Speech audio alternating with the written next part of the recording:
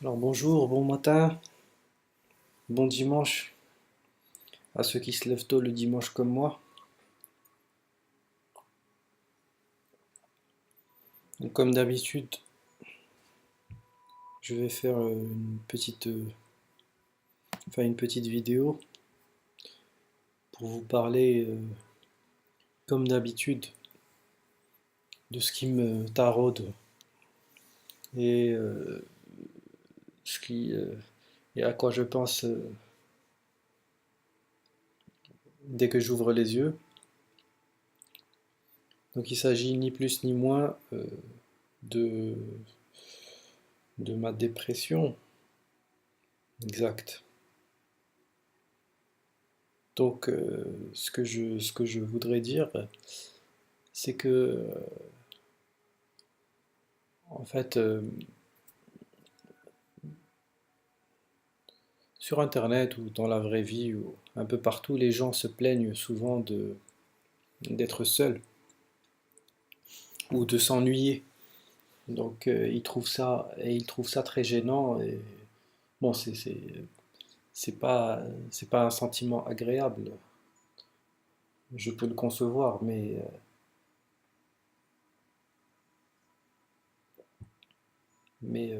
cela, ça veut dire sur une échelle de douleur ou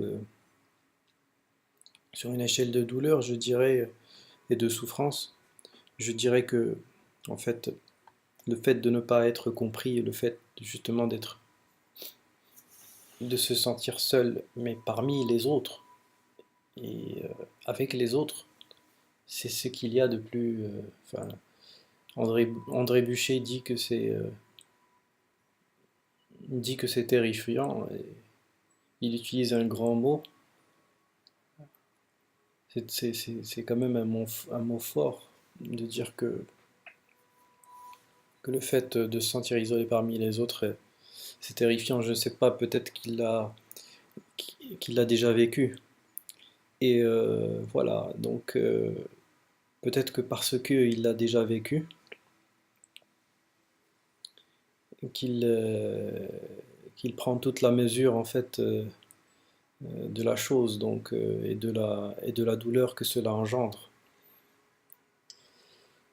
Donc je ne veux pas en fait je veux pas rentrer dans des discussions, dire que en fait il y a certaines personnes qui sont plus chanceuses que d'autres ou il y a des douleurs. Je n'aime pas discriminer parmi les douleurs donc, ou les souffrances. Donc oui, même quelqu'un qui se sent seul ou qui est seul, qui est isolé, on va dire, physiquement ou socialement, euh, je n'irai pas aussi loin et je ne dirai pas que ce n'était rien. Euh, mais ici, on compare deux choses. Donc peut-être que en comparant une chose, on prend on prend conscience en fait qu'il y a une situation qui est bien pire qu'une autre tout simplement, mais les deux situations ne sont pas souhaitables évidemment.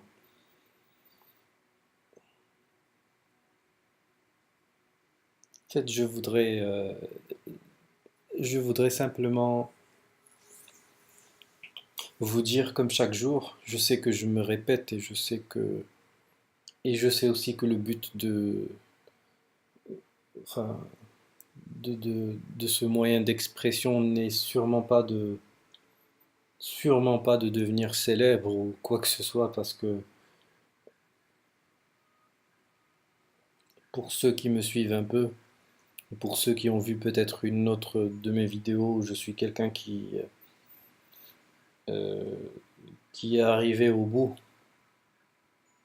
de ces hauts et de ces bas qui n'arrêtent pas.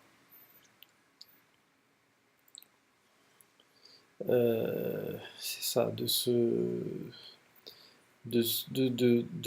tout ce qui est émotionnel et de tout ce qui nous envahit et tout ce qui m'envahit émotionnellement, que ça soit en positif ou en négatif, mais ces montagnes russes émotionnelles, lorsqu'on n'arrive plus à les gérer, deviennent tout simplement une souffrance, que ce soit dans le bon côté ou dans le mauvais côté. Même lorsque, parce que dès que la douleur augmente, euh, il se peut qu'on ait un peu il se peut qu'on ait un peu de plaisir en retour. Mais, euh,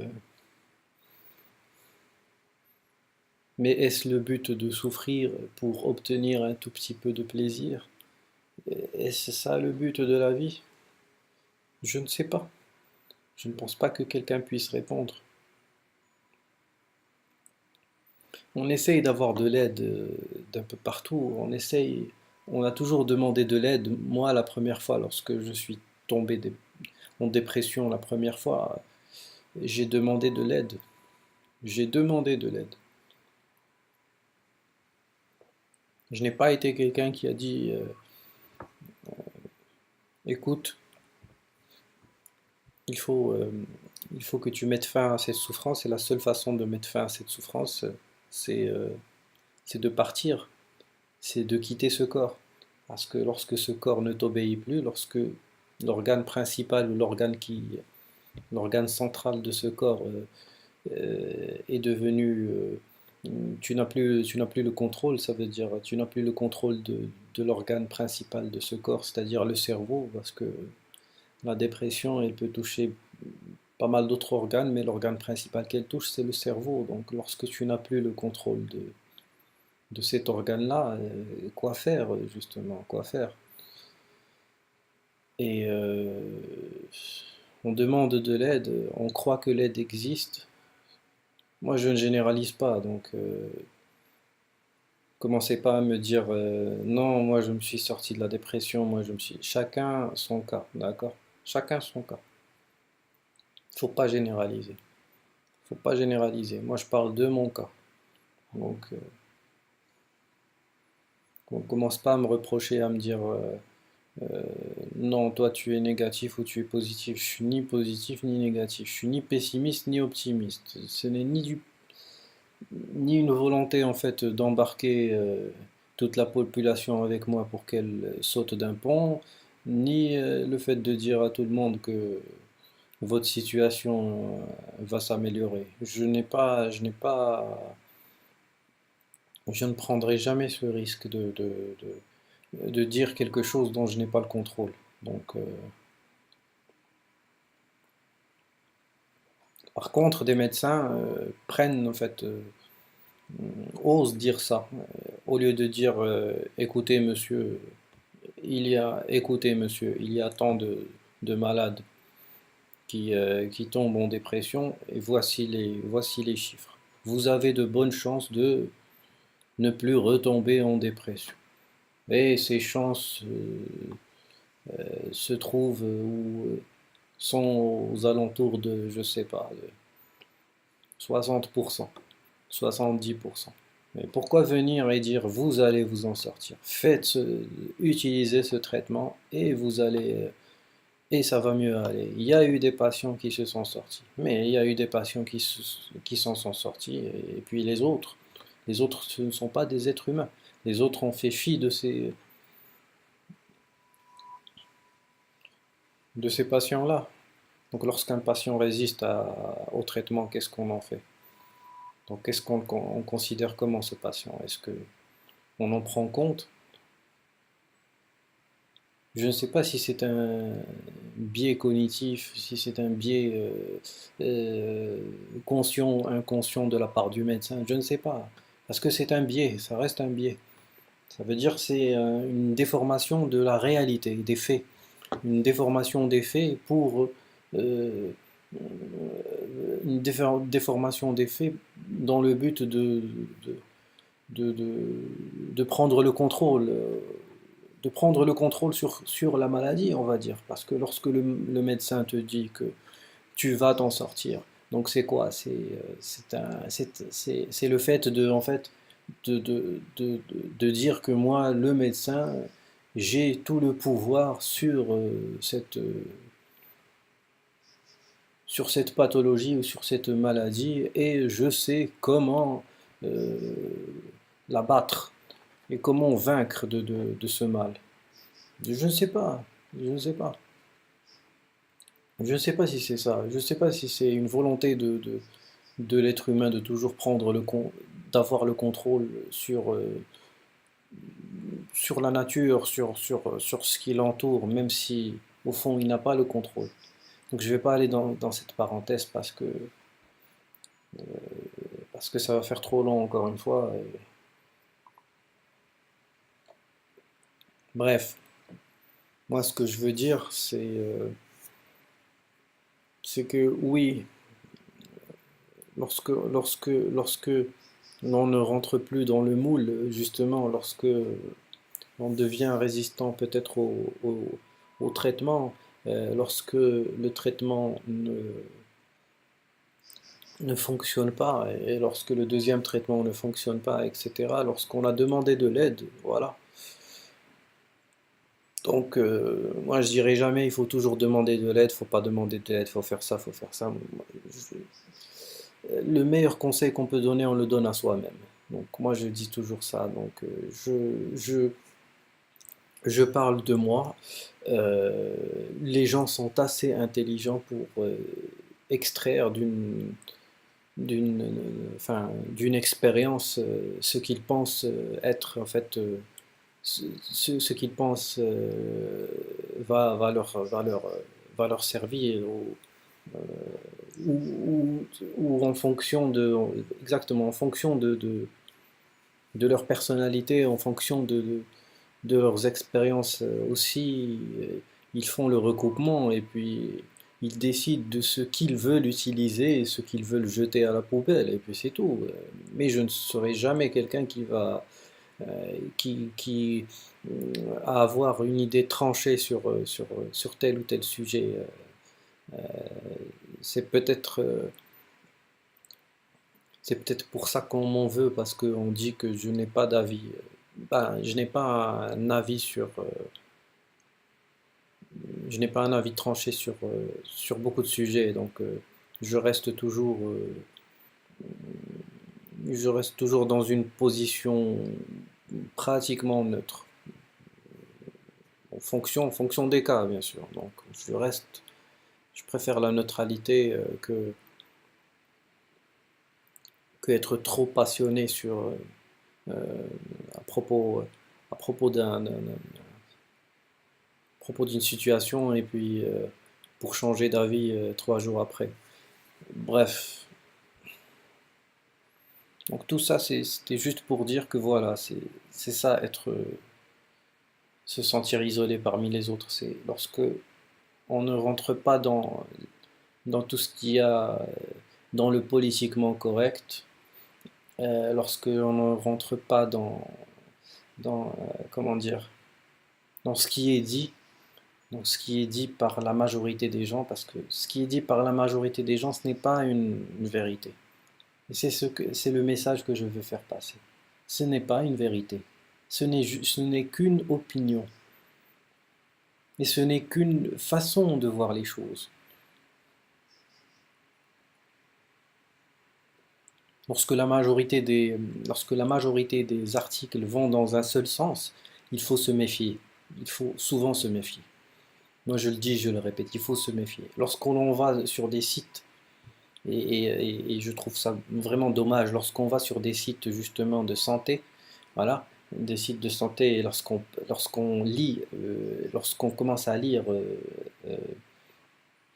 euh, comment dire, lorsqu'on commence à lire enfin, des informations sur des maladies ou sur des traitements sur des maladies, etc., etc., on se rend compte qu'en fait, à la fin, on veut toujours avoir le happy end, la fin heureuse, etc. On finit toujours par ce médicament va te traiter cette maladie, etc.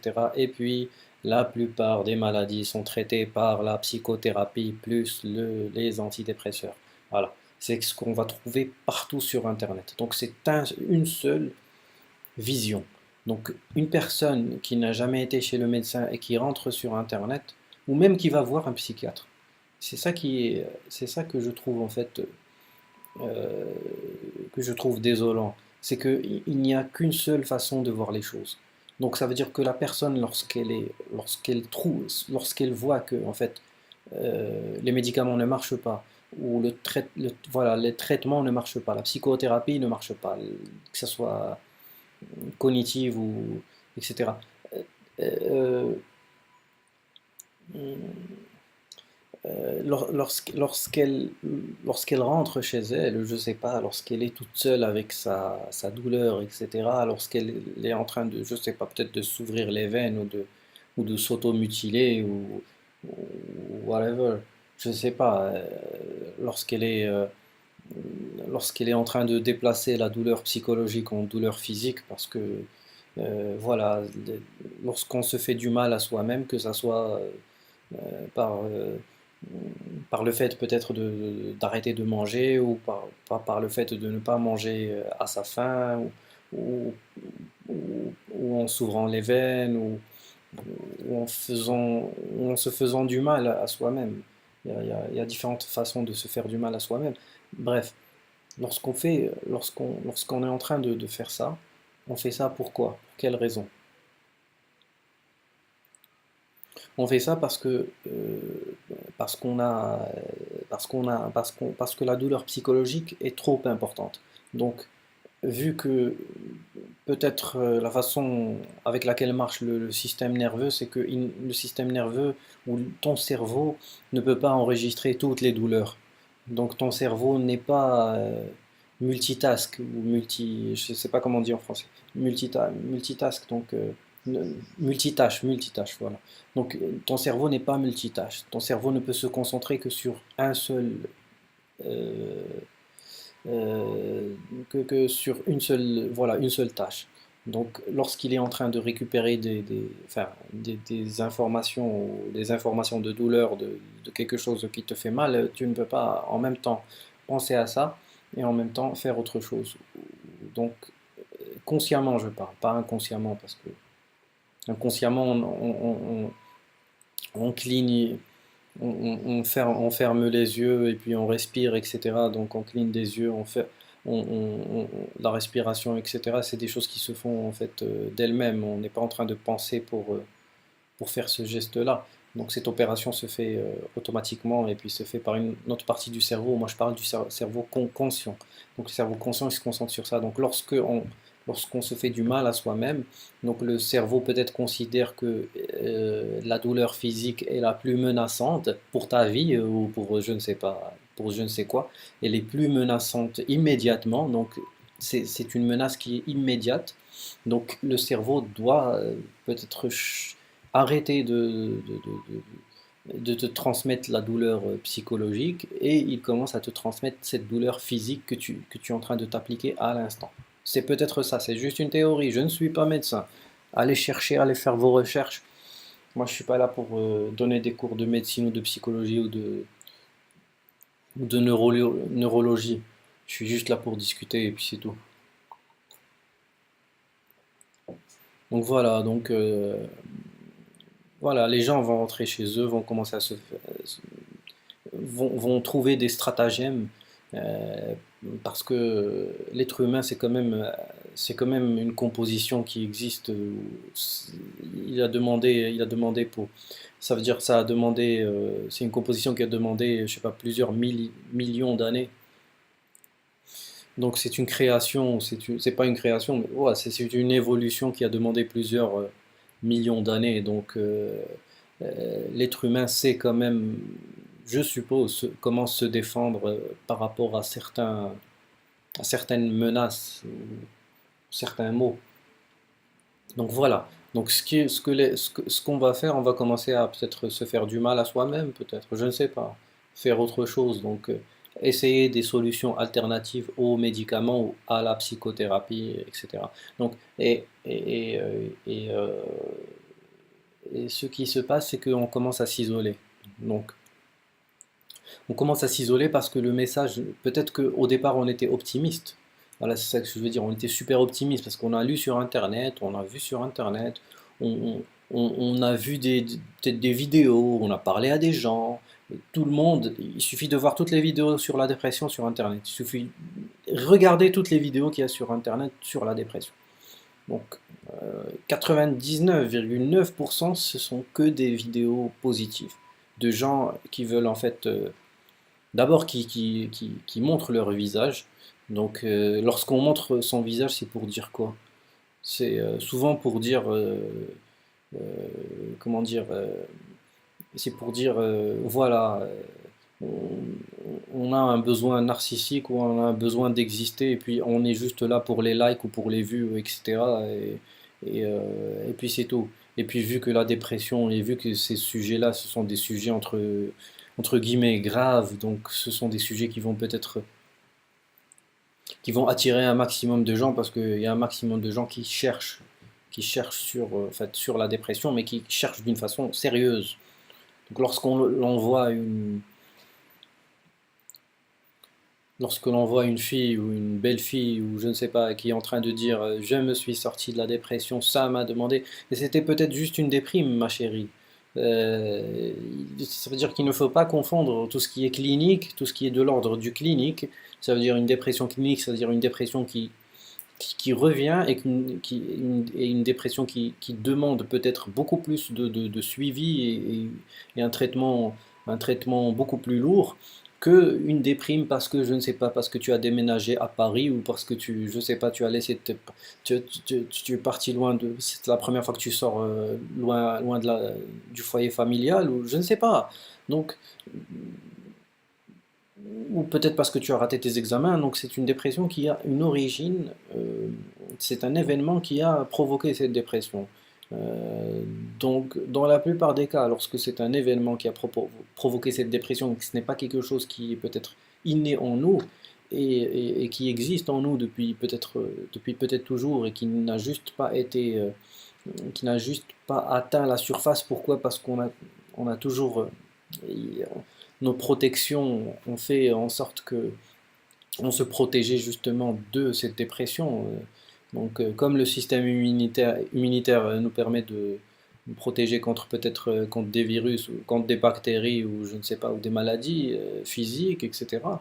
On a aussi, j'en suis sûr, un système immunitaire qui est en fait mental et qui nous permet justement de nous protéger de ces troubles, parce que je suis sûr que tout le monde est, est potentiellement, tout le monde pourrait en fait atteindre un niveau très avancé de dépression, etc. Parce que cela dépend, je suis sûr que cela dépend juste de ce qu'il a comme protection. Donc c'est des choses qui sont innées, ce n'est pas cette personne est plus forte que cette autre ou les conneries qu'on entend tout le temps. Ce sont des conneries et c'est des choses qu'on aime bien mettre en avant. Justement pour casser pour casser ceux qui sont en fait ceux qui souffrent peut-être de dépression sérieuse et qui sont incapables en fait de sortir de cette dépression. Donc pour ces gens-là, on va dire que vous n'êtes pas assez fort. Parce que, en plus, le- le- l'inconscient collectif pense que les gens qui sont dépressifs, et j'ai fait un peu long en fait, sur cet enregistrement parce que, en fait, il y a des choses qui touchent, il y a des choses qui touchent, mais qui touchent vraiment. Parce que l'inconscient collectif, suffit de voir à la télé, etc. Lorsqu'on va parler euh, J'étais en train de regarder une émission l'autre jour et c'était, je pense, une émission criminelle et ils avaient en fait évoqué la cause du suicide. Et la personne, qu'est-ce qu'elle a dit? Elle a dit non, lui, il est fort, ce n'est pas quelqu'un de faible, donc je ne peux pas concevoir, je ne peux pas imaginer qu'il se soit ôté la vie. Donc c'est dans l'inconscient collectif. Donc ça veut dire qu'on va justement cela confirme que ce que je suis cela confirme la phrase de justement de cet André Bûcher. Donc lui qu'est-ce qu'il a dit?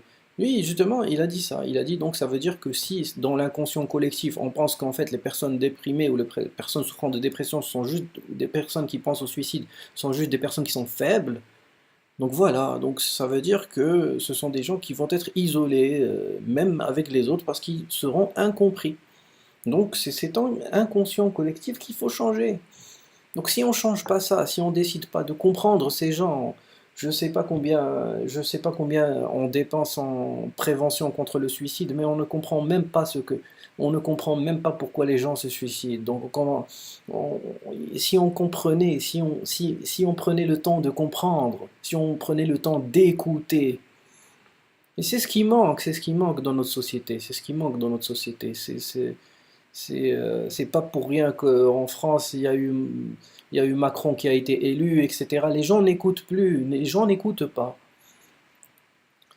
Si on demandait par exemple, moi je prends l'exemple de la France parce que c'est l'exemple qui me vient directement à l'esprit, mais euh, Emmanuel Macron, un inconnu qui n'a même pas de programme ou dont le programme n'est pas connu par 80% ou je sais pas de ceux qui l'ont élu.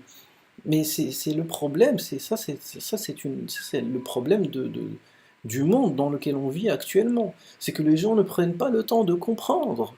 Ils ne veulent plus comprendre, ils n'ont plus le temps pour comprendre. Je sais pas, peut-être parce qu'ils consomment, parce qu'ils n'ont que le temps pour consommer et prendre le temps pour comprendre. Parce que lorsqu'on prend le temps pour comprendre, on évite des catastrophes, ou on évite pas mal de choses. La cote de Macron, après simplement un an, est descendue, je sais pas, à presque au niveau de François Hollande, au pire niveau de François Hollande après ces 5 ans. Donc en un an. Donc qu'est-ce qui se passe? C'est que les gens ont élu cette personne, mais les, les- les- les gens ne prennent pas le temps de juste comprendre et puis voir quelles possibilités elles ont et quelles sont les meilleures possibilités, ou euh, le meilleur choix qu'elles peuvent faire. C'est tout.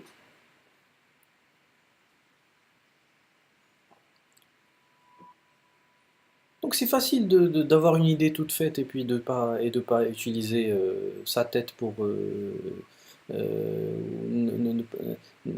éviter la réflexion. Bien entendu, c'est très facile de garder ses a priori sur tout et n'importe quoi. Parce que cette personne est faible. Oui, mais le jour où monsieur ou madame, vous allez tomber en dépression, et vous allez voir qu'en fait, c'est pas une mince affaire, ce n'est pas comme ce qu'on vous vend à la télé ou dans dans les émissions télé ou je ne sais pas, ou sur Internet, dans les vidéos où la personne, elle a dé- elle, elle est déjà, elle est déjà guérie, entre guillemets, de la dépression parce qu'elle est guérie, peut-être qu'elle est guérie juste, tu vois, elle est juste guérie pour un certain temps. Elle n'est peut-être pas guérie pour tout le temps. Et ça, elle le dit pas parce que elle ne le sait pas. Et justement, elle ne le sait pas. Peut-être parce qu'elle n'a pas été bien diagnostiquée ou peut-être parce que même la capacité de bien diagnostiquer cette maladie n'existe peut-être pas actuellement. Peut-être. Je n'en sais rien. Ça veut dire le risque de récidive ou le risque de retomber, le rechute, le risque de rechute. Donc de cette maladie, est-ce qu'il est connu? Je ne sais pas. Peut-être pas. Peut-être pas parce que ce n'est pas une science exacte, et puis lorsque ça dépend vraiment de chacun, ça veut dire que on ne comprend pas encore le vrai mécanisme de, de- de cette maladie.